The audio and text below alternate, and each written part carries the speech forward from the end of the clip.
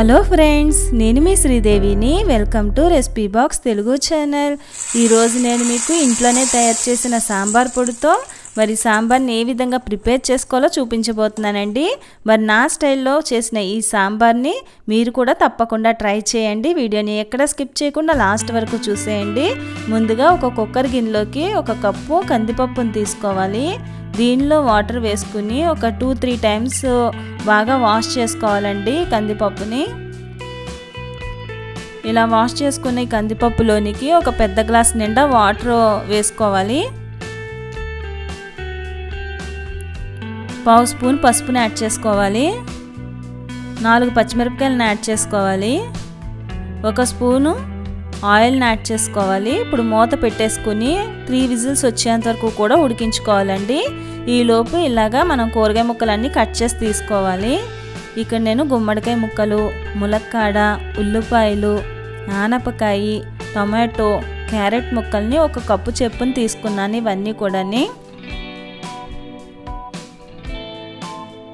ఇప్పుడు సాంబార్ పొడిని ప్రిపేర్ చేసుకుందామండి. దీంట్లోనే తయారు చేసిన సాంబార్ పొడి. ముందుగా స్టవ్ పైన గిన్నెను పెట్టేసుకుందాము. దీనిలో 2 స్పూన్లు శనగపప్పుని యాడ్ చేసుకోవాలి. ఇది 1 నిమిషం సేపు వేయించుకోవాలి. ఇప్పుడు 1 స్పూన్ ధనియాలు, 1/2 స్పూను మెంతులు, 1/2 స్పూను మిరియాలు, 3 ఎండుమిర్చి, 1/2 స్పూను జీలకర్రని వేసుకోవాలి. 3 వెల్లుల్లి రెబ్బలను యాడ్ చేసుకోండి.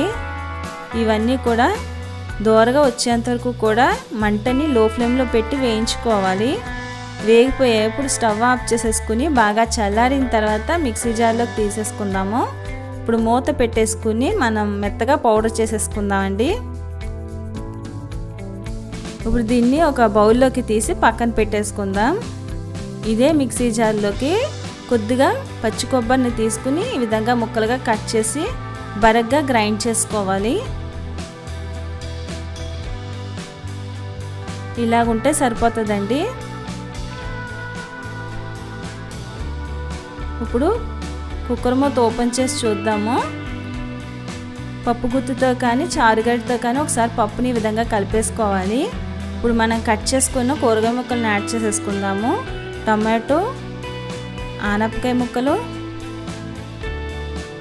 గుమ్మడికాయ ముక్కలు,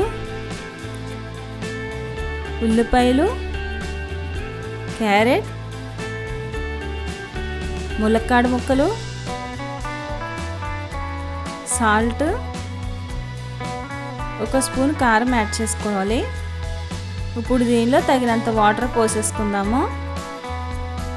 మూత పెట్టేసుకుని ఒక 2 విజిల్స్ వచ్చేంత వరకు కూడా ఉడికించుకోవాలండి.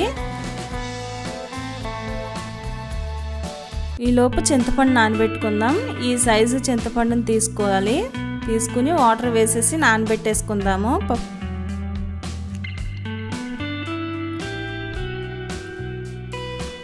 2 విజిల్స్ అయిపోయాయండి.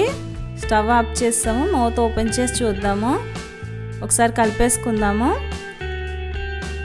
దీనిలో నానబెట్టిన చింతపండు నుంచి చింతపండు రసాన్ని తీసేసి సాంబార్లోకి వేసుకోవాలి.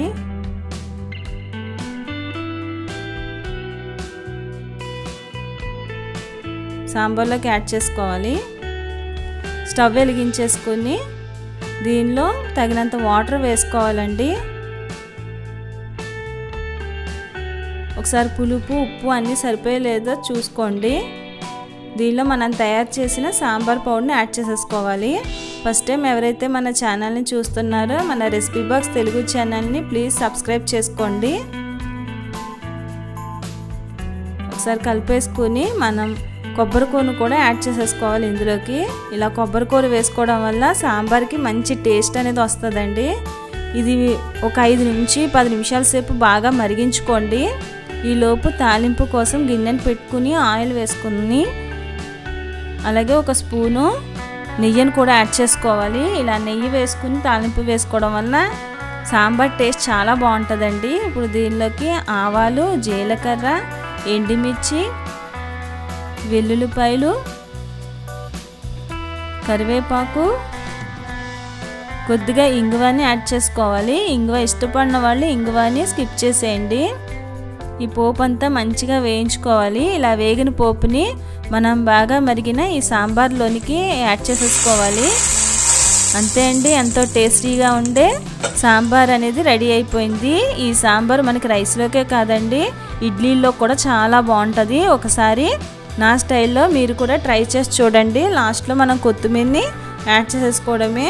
నేను చేసిన ఈ రెసిపీ మీకు నచ్చినట్లయితే ప్లీజ్ లైక్ చేయండి. మీ ఫ్రెండ్స్కి, ఫ్యామిలీ మెంబర్స్కి ఈ వీడియోని షేర్ చేయండి. మరొక మంచి రెసిపీతో నా నెక్స్ట్ వీడియోలో కలుస్తాను. మన ఛానల్ని సబ్స్క్రైబ్ చేసుకోండి. Thank you for watching.